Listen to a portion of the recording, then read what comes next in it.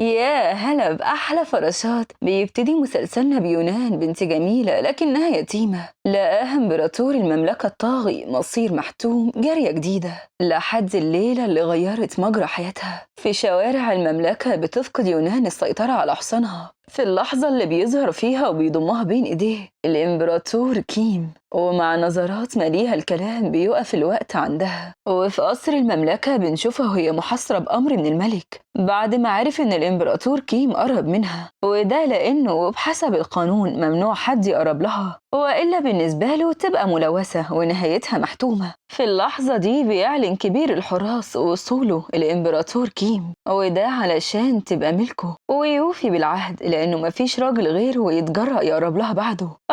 دي شكلها هتبقى فراشات الصبح. وفي الليلة الموعودة بتستناه على أمل إنهم يتمموا الجواز، بتتفاجئ إنها شفافة ومش متشافة، وتمر الأيام والشهور والسنين، بس بنتنا يونان مستحيل تسمح للمهزلة دي. أمال أنا هلخص لكم إيه؟ فتعالوا بينا فراشاتي وجهزوا لي قلبكم في حدث تاريخي قمر. بس قبل ما نبدأ قوليلي ليه لحد دلوقتي ما اشتركتيش شولية؟ يعني فراشة أصيلة وبتشوفي كل فيديو وما اشتركتيش، طب ولما اختفي يعني هتفرحي؟ يلا بقى شدوا الهمة، عايزين نوصل الفراشات مليون. وكالعادة يلا بينا نبدأ الحكاية. وفي جناحه الخاص بتقرب بهدوء والتوتر عندها مليون، وبدون سابق إنذار بتقعد بين إيديه. هي مالها بردت كده ليه؟ بصوتها الناعم: مولاي بصلي. تقصدي إيه بتصرفك؟ مولاي أنا بس كنت محتاجة أتمم جوازنا، كان لسه هيضعف بيتراجع. أنا مش فاضي ويا ريت تحترمي نفسك. أنا أسفة أنا اتسرعت، وهاتك يا جري. بيقرب المشروب وهو سرحان في جرأتها. أخيرا اتعلمتي بدري. تاني يوم بتستأذنه إنها تشوف صاحبتها. مولاي تسمح لي أنا محتاجة أغير جو. بيبعد عينيه عنها علشان ما يضعفش. أنا اشتريت لك شوية حلويات، عارف إنك بتحبيهم. بتتفاجئ من اهتمامه المفاجئ. شكرا. وبنظرات حب واهتمام: ما تتأخريش. لا، وانت النظرات طالعة من عينك شعاع. وعندي يان بتقول بحب: واضح إن الأميرة عايشة حالة من الفراشات مع سمو الملك، بس ما تنسيش الواحدة مننا لازم تعتمد على نفسها ويبقى لها دخل خاص. انتي عارفة مفيش راجل مضمون حتى لو كان إمبراطور. والطريقة عندي. طيب إيه هي؟ هتكتبي قصص رومانسية. الكل دلوقتي بقى بيسد فراغه بروايات، واضمن لك انك مش هتبقي محتاجة لحد. ايوه بس افرضي اكتشف اللي هعمله. ما تقلقيش، الروايات دي بتبقى سر من تحت لتحت، يعني هو ما فيش حد هيقول مادام مبسوط. خلاص موافقة. بيجي الليل وبتبدأ تفكر تكتب ايه، ولانه شاغل قلبها وعقلها بتقرر تكتب عنه. وبسرعة البرق بينتشر الكتاب بين المملكة. سمو الملك واضح انه رومانسي قوي، ده بيعزف لها في الجناح وبيشتري لها كل ليلة حلويات. وعند الحراس: انت سمعت اللي بيتقال؟ سمو الملك بيعمل مساج لرجليها. ومش بس كده، ده اخرس. انا خايف الامبراطور يضرب اللي حاصل. وعندي يونان بتنبهر بالمكسب، كل ده في اسبوع واحد بس. حلوة قوي. حتى لو فكر يطلقني انا كده امنت مستقبلي، وانت اصلا ما بتقدرنيش ولا بتحبني، فلازم اقدر نفسي لحد ما الاقي اللي يقدرني. وفي قاعة الاجتماعات بيوصل الملك ومن الربكة بتقع رواية في الأرض: حتى انت يا وزير طلع عندك فراغ عاطفي. مولاي سموك الرواية دي انتشرت في كل المملكة، ده كله كذب، عايزين يشوهوا سمعتك. بيبدأ يقرأ بخجل. قربت منه: أنا اشتريت لك حلويات النهاردة، عارف إنك بتحبيها. بيبتسم على اهتمامها بتفاصيل صغيرة وكانت بالنسبة لها تستحق الرواية. مولاي انت لسه ما شفتش آخر صفحة، دي كارثة. بتتفاجئ إنها رسمة صورة ليه وهو بيعمل مساج، وعكس المتوقع بينبسط إنها بتحلم بده معاه. وبصوت عاكس لمشاعره تتجمع كل النسخ الموجودة، وأمر ملكي يحضر الكاتب للعقاب. وعندي يونان بتوصل يان قص المصايب. كارثة، الملك حظر الرواية والحراس قلبين المملكة عليكي. أنا لازم أهرب، وانتي إياكي حد يعرف إنك صاحبة الرواية، وخدي الفلوس دي أنا مش عايزاها. وقصاد الجناح بتقف تلمع أكر: مولاي إحنا قدرنا نعرف مين صاحبة الرواية، تحب نقبض عليها حالا؟ بيركز على الباب بابتسامة ثقة: هاتوها لي وحطوها في الزنزانة علشان أحدد ميعاد نهايتها. بتقرب بخوف وعينيها في الأرض. بيمثل البراءة عليها: الأميرة يونان مش المفروض إنك نايمة؟ بتعملي إيه هنا؟ ها؟ أصلك وحشتني. أنا لازم أشتت انتباهه زي المرة اللي فاتت. وهوبا مولاي، رجليكي أكيد تعبت من تلميع الأكر، تحبي أعملك مساج؟ وبيقرر يديها فراشات، هي اللي طلبت ولمت عليهم المملكة كلها. نلاحظ إنك بتحبي تبصي لعيني، ما تنسيش تضيفي ده في الرواية الجديدة. حاضر. يعني بتأكدي إنك صاحبة الرواية؟ مولاي، ده غش، اتحايلت عليا علشان أعترف. طيب كملي اعتراف بقى بدل ما أكمل أنا بأسلوبي. طب أنا أسفة، بس أنت السبب. أنا السبب؟ تقصد إني غلطان؟ لا لا. وبيقرب منها وهو بيهمس بهدوء. يعني شوهتي سمعتي ونشرتي أسرار خاصة بينا، تفتكري أعاقبك إزاي؟ من الرعب بتفقد وعيها. بيمر الوقت وبيعرفوا الطبيب إن الأميرة ضعيفة وما ينفعش تتعرض لأي صدمة، وواضح إن حياتها كانت صعبة وفيها أسرار كتير. بيقرب إيديه بحب وهو بيراقب ملامحها، بتحس بقربه. انتي صحيتي؟ من شوية كنت ناوي ولسه ناوي، بس هأجله. ارتاحي شوية. شوف انت بارد وابني 60 في 70. بس روحي روحي روحي، اتقل براحتك، مسيرك يا توم تجيلي في الهون ودقك. تاني يوم بيلمحها خارجة للسوق من غير إذنه. مولاي اطمن، أنا رتبت لسموك 2 هيبقوا ضيل الأميرة، وهناك بتتفاجئ بالأسعار لأنها مش عاملة حسابها على فلوس، وكل ما يعجبها حاجة بتضطر تسيبها لحد ما بتقف قصاد العراف اللي بيعرض عليها يقرأ لها الطالع. مولاتي تعالي جربي، مش هتخسري حاجة يا جميلة، مش محتاجة تحتاري، قدرك ملازمك وطيرك نهاري، ممكن يبان بعيد عن عينيكي لكنه بقلبك داري. في اللحظة دي بيظهر كيم في خيالها. شكرا يا عم، وبتمشي. بيقرب بعدها بيترعب العراف من وجوده. سموك تحب أقرأ لك الطالع؟ ما تتعلقش زي الطفل، ده فراق الأحبة عذاب، وسموك الملك لازم تبقى طير ملوش ملكة. وطبعا الخيار الأول والأخير لمولاي. وفي الجناح بتتفاجئ بكل حاجة تمنتها. مولاتي، دي كل حاجة عجبتك في السوق، يا ترى سمو اللي اشتراها؟ بتسرح في اهتمامه وتصرفاته المتناقضة. يا ترى انت مين وليه بتعمل كده؟ ويا ترى العراف يقصد ايه بكلامه؟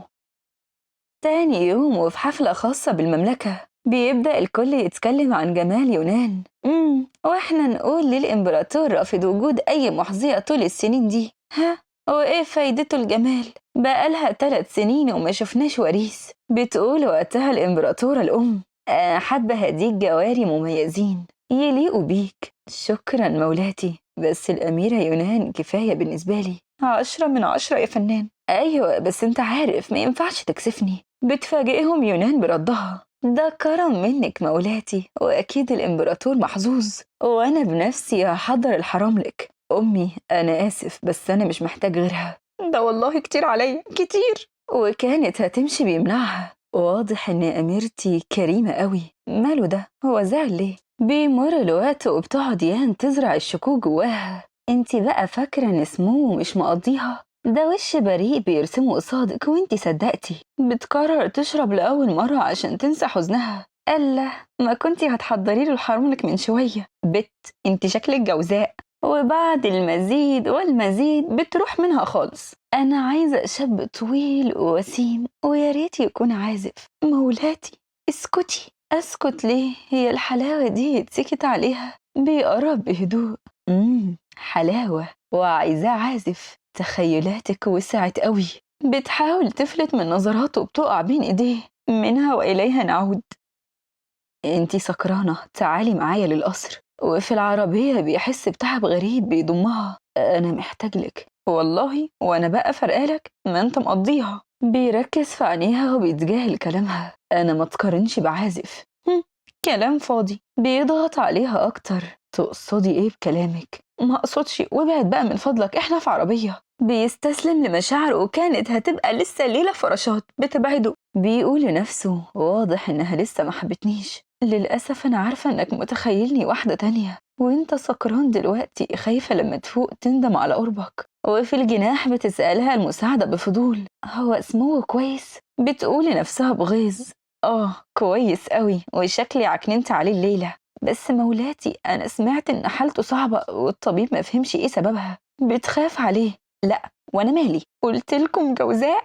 بتفتكر اهتمامه وبتستسلم. وفي جناحه الخاص بتتفاجئ بيه: مولاي أنت كويس؟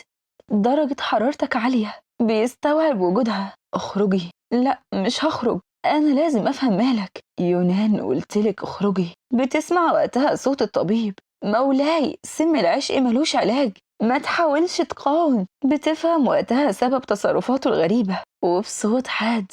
مش عايزة حد يقف قصاد الباب، أنا ههتم بالملك، وده شكلي أنا والطبيب.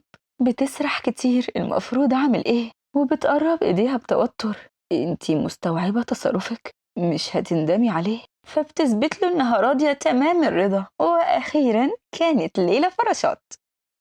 وفي البلاط الملكي بيستغرب الكل من تأخيره، دي أول مرة تحصل من 3 سنين. معلش يا رجالة اعذروه عقبال أولادكم. بيعلن وقتها الحارس وصوله. اتكلم. بيلاحظ وقتها الوزير علامات الملكية. يفضحتي. انطق. وصل لنا معلومات إن في محاولة هجوم سموك. بيوصل وقتها الحارس وبيقول بصوت هامس. مولاي الأميرة صحيت. أحم. كفاية كده النهاردة. هو في إيه؟ يوصل متأخر وينهي الاجتماع بدري؟ ده الحب يا بجرة. وعندي يونان بتصحى وكل حتة فيها بتشتكي. ربنا على الظالم. بيقرب عليها بحب. لو محتاجة تعملي أي حاجة أنا أعملها مكانك، كفاية تعبتك معايا ليلة امبارح. لا مش محتاجة منك حاجة. بتوصل وقتها المساعدة بالفطار فبيضمها. طب استأذن أنا، السلام عليكم. استني يا جبانة. بيقرب لها الفطار وبنظرات خبيثة. خلينا عاقلين بقى. بيمر الوقت والشكل سموه مطول معانا اليومين دول. بيحاول يداري لها آثار ملكيته. أنا عايز أخرج مع يان، ولأنه خايف عليها بيرفض. وليه ممنوع؟ أنت أصلا منعني أخرج بقالي 3 أيام. بيفتكر وقتها كلام الوزير بخصوص الهجوم. بيرفض وقتها يجاوب. أنا قلت ممنوع وأمري يتنفذ. وقصاد الجناح بيؤمر الحراس. الأميرة تحت عينيكم، يا حمايتها يا عينيكم. تاني يوم بتوصل المساعدة اللي بتعرفها إن يان حالتها صعبة. أنا لازم أشوفها. بتتفاجئ بالحراس اللي بيمنعوها. الإمبراطور أمرنا إنك ما تخرجيش برا الجناح ولو السنتي واحد. أنا لازم أطمن عليها. بيخطر في بالها خطة. مولاتي انتي ممكن تتأذي. شش ما تخافيش، ده دور تاني يعني سهل. وعندي كيم بيوصلوا الخبر. مولاي الأميرة حاليا عند صاحبتها يان. إزاي خرجت؟ بده. بيبتسم على جرأتها لتخطط التوقعات رغم رفضه، إلا إنها عصت الأوامر. تمام راقبها من بعيد. وعندي يان بتقرب بخوف. كنت عارفة إنك جاية، بس غريب إن سموه سمحلك تخرجي. يان إزاي وقعتي من فوق الحصان؟ بتعرفها يان إن اللي حصل غريب، وده لأن الحصان الهادي. أنا بس خايفة ما نقدرش نخرج نتمشى كالعادة. بتفتكر وقتها كلام كيم. معقول يكون السبب في الحادثة؟ عمل كل ده علشان يمنعني من الخروج بكل الطرق. يان أنا أسفة. بتستغرب يان اعتذارها، وقبل ما تستوعب كانت جريت. وفي طريقها للقصر بتتفاجئ بالحراس. امسكوها، أنا عايزها حية. وعند كيم سرحان في الفراشات بيتفاجئ بالحراس. مولاي كارثة، الأميرة معاهم، أنا لازم أروح لها بنفسي. بيحاولوا يقنعون الملك ما ينفعش يسيب العرش، كده المملكة كلها هتعاني مش الأميرة بس. وفي غابة مهجورة بتتفاجئ يونان بكلامهم. أخيرا بقت معانا. لا والإمبراطور فاكر إنه لما يمنعها من الخروج إنه يقدر علينا. في النهاية عصت الأوامر وبقت تحت إيدينا. بتفتكر كلامه واهتمامه اللي كانت فاكرة إنه مجرد سيطرة وعقاب. يا أميرة جوزك أذانا قوي، مش واجب برضو تعوضينا؟ أنا ما شفتش حلويات كده قبل كده. وقبل ما يقرب إيديه كانت طايرة، وعلى الحصان الأبيض بينادي عليها. غزالة شاردة يا عم الحاج ومحتاجة اللي يصونها. دي مش مقدراك، تعالى الفراشاتي هيقدروك. اللي يتجرأ ويقرب من مراتي يبقى استغنى عن حياته. سموك مفيش داعي للكلام ده، احنا لسه هنقرب. لو حابب حبيبة قلبك ترجع لك فلازم تنفذ طلباتنا. بتقول لسمو الملك تنفذ؟ ده انت يومك اسود. شروطك. عايز الامبراطورة الام كيم. انت اتجننت؟ انا كبيرة المملكة، اللي بتعمله ده اسمه جنون. وفي اللحظة اللي بيضمها بين ايديه بيديهم على بوزهم. وبمناسبة البوز، الحلويات اللي بتفتقد كلامي كله ملخص فدول روحي روحي روحي خدوا قلبي. بتقف يونان في حالة من الخوف، وبسبب كده بينعاد في خيالها ذكريات مشوشة للماضي. يونان اهربي. وبصوته الرجولي الحالي. يونان اهربي. من الصدمة بتفقد الوعي. انت مين؟ ده الابن التاني للملك اللي حمانا ودافع عن أرضنا، وعلشان كده احنا لازم نهتم بيه ونحميه. يعني انت المفروض تحميني؟ أكيد هحميكي. وفي ليلة الهجوم يونان اهربي، أنا ما بقتش قادرة أجري أكتر من كده. بيحاول يلاقي مكان يداريها فيه. طب اتداري هنا بصوت خايف. ممكن ما تسيبنيش وحدي؟ انت قلت انك هتحميني، ليه سبتني؟ وبتفقد وعيها، وفي الجناح بتفوق من ذكرياتها وهي مرعوبة. ده ما كانش حلم، دي كانت ذكرياتي. بيقرب عليها وهو خايف. انت كويسة؟ أنا وانت نعرف بعض من زمان. ليه كدبت؟ مفيش عندك الجراءة تقول انت ليه سبتني ليلتها؟ انت تخليت عني. ليه تخليت عني؟ انت قلت انك هتحميني دايما، بس خلفت بوعدك معايا. أنا آمنت بيك. انت عارف أنا اتبناني إمبراطور ما يعرفش الرحمة، بسببه بقيت شكل من غير روح. بيقرب لها المية علشان تهدى بترميها لبعيد. بتفتكر أول مرة تقابله، ده معناه إنك كنت مرتب له أنا، ما كانش مجرد صدفة. طيب ممكن تهدي؟ خليني أشرح لك. يعني أنت طول السنين دي كنت عارف إني عايشة لوحدي، اتربيت على الخوف، وبعد جوازنا كنت بحاول كل ليلة أرضيك علشان أقرب منك. حاولت أكون جنبك بكل الطرق وأنت بترفضني في كل مرة. طيب ليه؟ أنت شايف مشاعري تضحك؟ بينزل للأرض، مفيش كلام يداوي قلبها. أرجوكي ما تسيبنيش. بتعضه علشان تهدى. بكرهك ومش عايزة أشوف وشك تاني. تاني يوم بيوصل الحارس اللي بيعرفوا إن الأميرة رافضة الأكل. مولاي سموك عارف إن كده النتيجة هتبقى مش مرضية، فبيقرر يروح لها بنفسه. دي أكلتك المفضلة، ودي كمان الحلويات اللي بتحبيها. يلا اشربي. مش عايزة. تمام، لو مش حابة مفيش مشكلة، بس المطبخ هيتقفل والشعب كله هيصوم معاكي. يا ابن الغدارة، انت مجنون؟ اه مجنون، واحسبي تصرفاتك علشان جنوني لو زاد هيدمر كل حاجة. بتشربه مرة واحدة علشان يسكت. ارتحت كده؟ واحدة حلويات بقى. هات. ممكن بقى تمشي؟ تمام، بكرة هرجع علشان اطمن عليكي. في اللحظة دي بتحس بدوخة ومش قادرة تتحكم في نفسها. مولاتي انت كويسة؟ كويسة أكيد لأني أكلت بسرعة. تاني يوم بتصحيها المساعدة بابتسامة. الأميرة يان وصلت وحابة تشوفك. بجد؟ طيب خديني أشوفها. وهناك بتطمن عليها. بقيتي أحسن؟ أحسن، بس كل ما أفتكر ليلة الحادثة شيط. كل ده بسبب القرشانة. لما كنت في العاصمة كانت بتحاول تغوي جوزي وكان لازم أربيها، فحبت تردها لي وخربت الحصان، وعلشان كده اتقلبت بيه. نهار اسود. وبتقول لنفسها بصدمة، يعني اللي حصل كيم ما كانش ليه ذنب فيه. أنا إزاي كنت أنانية كده؟ المهم بقى، أخبارك إيه مع سموه؟ بصراحة ما توقعتش يستقبلني بالشكل ده ويهتم بوجودي. لا وكمان قال لي اهتم بيكي وأفرحك لأنك حزينة. بجد؟ يعني هو قالك كده؟ وسمعت كمان إنه اتخلى عن الإمبراطورة الأم علشانك. بتسرح وقتها. أنا ما بقتش فاهمة أنت مين بالظبط. وفي الجناح الخاص بيوقف كبير الحراس يهتم بجروحه. يا مولاي أنت ليه مصر تعذب نفسك؟ أنت عانيت في حياتك علشان توصل للمكانة دي، كل ده علشان توصل للأميرة. ما تكبرش الموضوع، ده جرح بسيط. ليه كل مرة تشوف ألمك بسيط؟ أنت لو خدعت العالم كله ما تقدرش تخدعني. أنا اللي كنت معاك من وقتها للحظة دي، قبل حتى ما تكون ملك. كنت صاحبي، علشانها أنت كنت بتشوف النهاية بعينيك. بتوصل وقتها وبتلاحظ الجروح. كل ده بسبب إنه أنقذني. وبتقرب عليه بيحاول يداري لكنها بتمنعه. بتلاحظ وجود علامات قديمة. يا ترى أنت عانيت قد إيه في غيابي؟ طيب الجديد بسببي، والجروح القديمة إيه سببها؟ علشانك برضو مولاتي. اسكت. مولاي حتى لو عاقبتني وأمرت بنهايتي، المرة دي مش هسكت. بعد ما افترقت واتجنن دور عليكي في كل مكان. كل مرة كان بيتأذى كان شايف إن ألمه يهون، مادام في 1% أمل إنه يلاقي. في اللحظة دي بتفقد السيطرة على نفسها وبتفقد الوعي بين إيديه.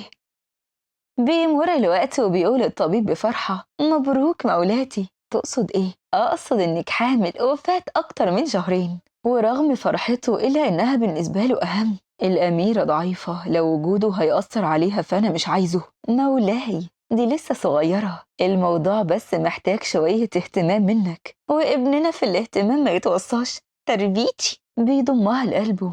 أنا عايزك تثقي فيا، أنا أحميكي. بتقولي نفسها الماضي كان صعب علينا إحنا الاتنين، وبتقرر تدي لقلبها فرصة تانية. بتقرب لإيديه وبتطبطب بحب.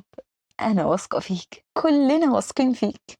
تاني يوم بتقرب المساعدة، واضح إن سموه مهتم لدرجة الجنون. ده أمر إن كل حاجة تتغير علشان تكون أمان ليكي. بيجي الليل وبتفتكر ذكريات من الماضي. كيم أنا جعانة، أرجوكي تحملي، لسه الحراس ما بعدوش. بتفقد وعيها من قلة الأكل، ولأنه مفيش حل تاني قصاده بيجرح إيديه علشان يأكلها. لو الحب كده مش عاوزاه، قولي لأبويا أنا مش هتجوز. بيوصل وقتها الحراس بيضطر يداريها. كيم انت هتسيبني وحدي؟ ما تخافيش، انا بس هضللهم، خليكي هنا مش هتأخر عليكي. بيوصل وقتها جان الأخ الأكبر لكيم واللي معروف عنه قسوته وجبروته. مولاي البنت دي جميلة قوي، ايه رأيك تبقى جاريتك الجديدة؟ وماله، هاتوها. بتفوق على دموعها بعد ما أدركت إنه ما تخلاش عنها. مولاتي ليه بتعيطي؟ أنا إزاي كنت غبية كده؟ ده كان بيحاول يحميني. جان السبب في كل حاجة. أنا لازم أقابل كيم. وقصاد الجناح بتتفاجئ بيه.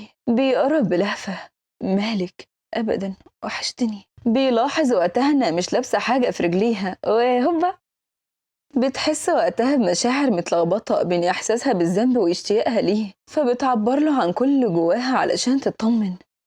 أنا قدرت أفتكر كل حاجة، أنت ما تخليتش عني، أنا أسفة. وده شكلنا دلوقتي. يونان أنا مش ناسي اللي حصل لعيلتك ليلتها. أوعدك إني هعرف الحقيقة وهاخد حقك، ومستحيل أخلف بوعدي، وأنا واثقة فيك. وعند الأمير جان بيوصله خبر إن كيم ناوي يفتش في الماضي. والله عال، ناوي تفتح في القديم. مولاي سموه لو عرف إنك السبب في تسريب المعلومات للعدو وقتها، وإنك بلغت عن مكانه ومكان عيلة يونان، الدنيا هتخرب. لأنه كان رافض يخضع لي. أنا ما تقارنش بحد. أمي اتسجنت بسببه. سلمها بإيديها علشان حبيبة القلب. جمع لي الحراس. أنا مش عايز الإمبراطور يبقى له أثر. أمرك مولاي. بيجي الليل وبيقعدوا سوا قعدة أنس. عقبالنا، قولوا أمين. أنا نفسي نجرب المركب سوا. بيشاور لها علشان تمسح آثار المشروب. هو احنا لسه هنمسح؟ تعالي. وقبل ما يقرب عليها بيتفاجئ بسهم بينهم، ودي مش عينينا، لأ. ولأنه عارف إنها بتخاف بيطلب منها تغمض عينيها، وبيديهم على بوزهم بوز بوز. عكرت مزاج أميرتي، اعمل اللي تحبه فيا، أنا مستحيل يخرج مني حرف. بيلاحظ وقتها إشارة جان وبيفهم إنهم رجالته، وبين إيديه بيحاول يطمنها. انتي تعبانة، مش حابة تنامي شوية؟ ما تخافيش، أنا هفضل جنبك. فبتنام وهي متعلقة فيه كأنه أبوها. وقصاد الجناح بيقول الحارس: مولاي أنا مستني الأمر منك، ومملكة يونان تتعاقب. اعتبر الأمر صدر. اللي يخوف أميرتي يمحيه هو وشعبه. تاني يوم وفي البلاط الملكي بيتفاجئ جان إنه لسه عايش. الأمير جان، أهلا سموك، ما تقابلناش من زمان. في اللحظة دي بيعلن الحارس وصول الإمبراطور الأب. يا كيم أنا السفر أرهقني، علشان كده كل أمور المملكة هتبقى تحت رعايتك. أمر مولاي مطاع. واخدين لي بالكم من نظرات التحدي؟ ملامح كيوت بس تعورك. في غياب الإمبراطور الأعظم أنا هتولى كل المسؤولية. اللي عنده حاجة وحابب يقولها يقدمها. بيتعمد جان يلعب على نقطة ضعفه ويثبت له إن كل أسرار المملكة وحتى أسراره الخاصة عنده. مولاي أنا سمعت كده خبر جميل، إن الأميرة يونان حامل، بس غريبة، موجودة في أسرك 3 سنين ولسه حامل دلوقتي. إشمعنى بعد ما اتحصرت من المتمردين؟ معقول يكون الطفل مش ابنك؟ مولاي مع احترامي ليك، بس الأميرة يونان عفيفة والمملكة كلها تشهد بده. يا جماعة بهدوء، ما تنسوش يونان أنا اللي ربيتها وسمعتها تهمني، بس ده نسب العيلة الملكية والحقيقة لازم تظهر. ودي هتظهرها ازاي؟ لو أثبتت إن يونان سلمت نفسها ليهم هصدر الأمر بنهايتها بنفسي. طب اسمع بقى، أنا مراتي أشرف منك، وليلتها أنا أنقذتها أنا والحراس، والمملكة كلها شاهدة على اللي حصل. كذب، فين دليلك؟ بيعري آثار الجروح. أظن ده دليل كافي، ولا تحب تشوف حاجة تانية؟ بيمشي وهو شايط. وعندي يونان بتقرب المساعدة بالدواء، بتلاحظ وقتها إن طعمه مختلف. بتتأكد المساعدة بنفسها. مولاتي ده مسموم. طيب اهدي، روحي وكلمي الطبيب، وما تحكيش حاجة، قوليله إني محتاجة كشف مش أكتر. بيوصل بعدها الطبيب اللي غلب معاهم. مولاتي ده مخلوط بجذور الإجهاض. بيوصل كيم وبيقرب وهو مرعوب. جان اتجرأ زيادة. أنا هعرف مين بيساعدك وهجيبه حتى لو من تحت الأرض. بتقول وقتها بخوف: لو عملت كده هنسيب فوضى في كل المملكة. انت مش بتثق فيا؟ اكيد الشخص اللي بيعمل كده بيشتري الجذور، واحنا هنستغل ده علشان نوقعه في الفخ. بيجي الليل وبنشوف الخدامة وهي بتحاول تضيف السم. تعالي، انت مين؟ سيب ايدي. بيوصل وقتها كيم. مولاي، هتعترفي بنفسك ولا خليكي تتكلمي بأسلوبي؟ وبيقرب الحارس بهدوء الجمر. صدقني أنا انجبرت، أنا ماليش ذنب، هي السبب. هي مين؟ مش عارفة، كانت بتجيلي عند البوابة في نص الليل، مش هقدر أميز شكلها. بيؤمر وقتها كيم الحراس ينصبوا الفخ ليها، وفعلا بتقع فيه. وفي الجناح بيخاف كيم على حبيبته. ممكن ترتاحي، انتي من الصبح متوترة. لا، ده ابني ولازم أعرف مين عايز يأذيه. انتي لابسة السوار الخاص بالأمير جان وبتقولي إنك كنتي ماشية بالصدفة؟ بتخاف الست دي، كشفت إنها من مملكة يونان. وانتي تعرفي منين السوار ده؟ سمو الأمير بيصممه لكل طفلة، وبيفضل في إيديها، ولو زاد وزنها بتترمي برا القصر. أنا قضيت عمري كله عايشة جواه. تقصدي إنك يونان؟ بتقرب منها وبصوت هامس بتقول: أنا عايزة الحقيقة. ليه جان عايز يخلص عليا؟ وقبل ما تقولي الحقيقة بتفارق الحياة. أنا قلت لك إنه السبب. اهدي، أنا هنا. أنا آسف، اللي حصل ده كان تقصير مني. كيم، أنا وإنت مسؤولين عن ابننا، علشان كده لازم نقف مع بعض. وعند جان بيوصل الحارس. مولاي، في أخبار مهببة. الخدامة اللي كانت بتوصل السم وقعت في إيد الإمبراطور. يا ولاد كلكم عرر، مش قادرين تنجزوا مهمة بسيطة؟ إيه يا صاحب السمو، اهدى، وأكيد هنلاقي حل. حل إيه؟ لو اكتشف سر الماضي وإني كنت بسبب الهجوم على عيلة يونان، أنا هنتهي، حتى العرش مش هيقدر يحميني. بس لقيتها، أنا هروح لأبويا. كيم، مهما كانت قوتك، في الأقوى. تاني يوم مفضلات المحكمة بيسدها الأب كيم. التحية لمولاي.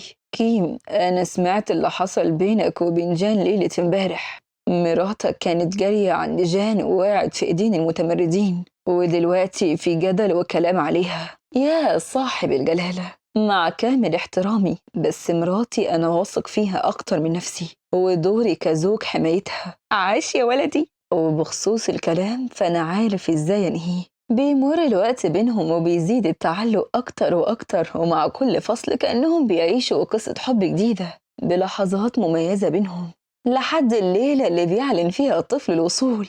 مولاتي، لازم تساعديني، الوضع صعب. وكيم بين صراع الفرحة والخوف. مولاي، الأميرة اتألمت ساعات طويلة وللأسف ضعيفة، أنا خايفة ما تقدرش تتحمل. بيجري عليها وهو مرعوب. كيم، أنا خلاص ما بقتش قادرة أكمل، مش مهم أنا، المهم ابني. يونان، بصيلي، لو حصل لك حاجة أنا مش هعيش يوم بعدك. في اللحظة دي بيملى المكان بصوته البريء، بيقرب من إيديها علشان يطمنها. أنا خلاص ما بقتش عايز أطفال تاني. بيمر الوقت وبتوصل المساعدة وهي متوترة. مولاتي، أنا كنت في السوق والكل بيتكلم عن إن الأمير الصغير مش ابن سموه، ده للحراس المتمردين. بتستغرب يونان لأن الحادثة فات عليها سنة، فليه الإشاعات ظهرت دلوقتي؟ فبتفهم إنها موجودة من زمان، بس كيم كان خفيها عنها. بيوصل بعدها المرسال اللي بيطلب منها تقابل الإمبراطورة الأم علشان تبارك لها عن المولود، وهناك بتقول بمكر: جميل، بس أنا سامعة إنك من صغرك وإنت مريضة، اوعي، لازم تهتمي بصحتك. شكرا لاهتمامك مولاتي، وأنا صغيرة حصلت لي مشكلة أنا وعيلتي، ومن وقتها وأنا ضعيفة. بيوصل وقتها كيم وبيقتحم المكان من غير إذن لأنه عارف نواياها الخبيثة. التحية للإمبراطورة الأم. سمعت إنك طلبتي أميرتي، يا ترى في حاجة؟ ومالك متوتر ليه كده؟ أنا بس معجبة بيها، وكنت حابة نتكلم شوية. معلش، لسه بقالها شهر والدة، والخروج عليها غلط، فنستأذن. سبحانه، الإمبراطور عاشق والهان، كل ده خوف عليها؟ ده أنا كنت بتكلم معاها مش هاكلها. بيتجاهل كلامها. حبيبي، خلينا نرجع القصر. وفي الجناح بيضمها وبيتبت كأنه خايف إنها تهرب. ليه ما قلتليش؟ افرضي اتأذيتي. مولاي، بس أنا كويسة، اطمن. بس أنا مش كويس، أنا كنت خايف أخسرك. فبتديله حنان علشان يطمن. بيجي الليل وبيسألها لو حابة تضيف صفحة جديدة في الرواية. يا مكار. بيمر الوقت وبيصحى كيم على صوت خبط ضعيف. مولاي، آسف لإزعاجك، بس وصلت رسالة سرية. الإمبراطورة الأم بتحضر للهجوم. وطبعا ده مش عارفة تعمله بسبب وجودك الدايم مع الأميرة. بيقاطع الكلام صوتها: وأنا هساعدك، بصوت قلقان. صوتي صحاكي؟ أنا آسف، يلا ادخلي، الجو برد عليكي. مولاي اسمح لي أقدم فكرتي. ليه ما نعملش اللي عايزينه؟ نخليهم يصدقوا إني لوحدي وإنهم يقدروا يهاجموني، ووقتها يقعوا في الفخ. تاني يوم بتقعد يونان تنتظر وصولهم. يا حراس، هجوم! وطبعا ابننا فراشة متألقة. مفاجأة مش كده؟ يا رجالة احنا اتخدعنا، اهربوا! فبيديله على بوزه. بيقرب عليها وهو فخور بذكائها، لكن اللي ما كانش عامل حسابه ان الحارس لسه فيه الروح. اللي زيك ما ينفعش يعيش. بيجري عليها علشان يحميها وبيتصاب مكانها. بيقع بين ايديها والأول مرة بيكون ضعيف. مولاتي سموه فقط كتير، أنا ما بقاش في إيدي حل. الأمر متروك للقدر. بتقرب عليه وهي بتحاول تتماسك، لكن ذكرياتهم سوا بتسيطر عليها. يعني أنت هتحميني؟ أكيد هحميكي. كيم، أنت وعدتني إنك هتحميني، ما تكسرنيش، أنا ضعيفة من غيرك. يونان، ما تعيطيش، أنا تعبت علشان أوصلك، أنتي غالية قوي. إزاي بقى هتخلى دلوقتي؟ أصلا أنت ما تقدرش تسيبني، لو سبتني أنا هروح أتجوز إمبراطور غيرك وأخليك شيط وغيران حتى وأنت شبح. بيمر الوقت وفضلات المحكمة بيطلب كيم من الأب يسمح له بفتح قضية فات عليها أكتر من 20 سنة. بتوصل وقتها الخدامة الخاصة بعيلة يونان. كل اللي حصل كان بسبب الإمبراطورة الأم، كانت عايزة تمحي أثر عيلة يونان والإمبراطور كيم، وأنا معايا الدليل. كل ده كذب. مولاي انت المفروض تثق فيا. مولاي ما تنساش انا ابنك. كيم بيعمل كل ده علشان العرش وبس، عايز يبقى سيد الارض. بيقاطع كلام وصول الجنرال سام. انت ازاي لسه عايش؟ انا خلصت عليك بنفسي ليلة الحادثة. بينهار الاب. انا ربيت خاين. امر ملكي يتمحي اسمه من سجل الاسرة الملكية ويتنفي لأبعد مكان. وبالنسبة لك انت بقى ممنوع تشوفي الشمس مدى الحياة. مولاي باسمي كأب لابني وزوج فاسمح لي اتنازل عن كوني ملك وأعيش في سلام مع مراتي وابني. أنا السلطة دي ما بقيتش عايزها. بتمر سنين بيوقف كيم وصدق بحب.